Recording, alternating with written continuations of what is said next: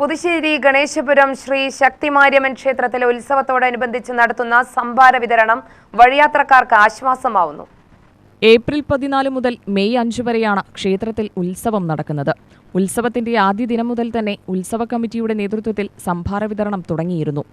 Walayar toll പ്ലാസയ്ക്ക് സമീപം പ്രധാന പാതയോരത്താണ് തണൽ എന്ന പേരിൽ തണ്ണീർപ്പന്തൽ ഒരുക്കിയിട്ടുള്ളത്. ഒരു ദിവസം 30 ലിറ്ററിലധികം തൈര് സംഭാരം തയ്യാറാക്കുന്നതിനായി ഉപയോഗിക്കുന്നുണ്ട്.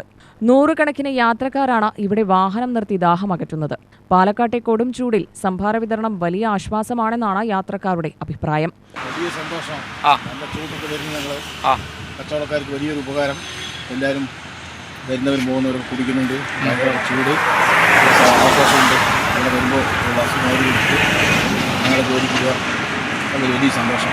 கோயம்புத்தூர் அவனுண்டு கேரளா போய் வந்து நீர்மோர் குடிச்சா அருமைയാണ്. കുട്ടികൾ ഉൾപ്പെടെയുള്ളവർ വളരെ ഉത്സാഹത്തോടെയാണ് ഈ സന്നദ്ധ പ്രവർത്തനത്തിന്റെ ഭാഗമായി സംഭാരം വിതരണം ചെയ്യുന്നത്.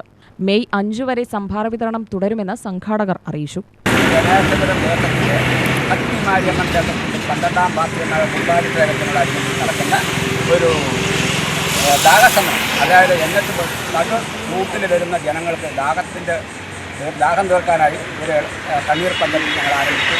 അത് ജനങ്ങളുടെ ഒരു കുളിർമയിലേക്ക് കൊണ്ടുവരാൻ വേണ്ടിയിട്ട് നടത്തുന്ന ഒരു ഭാഗമായിട്ട് നടക്കുന്ന പരിപാടി. UTV news, Palakkad.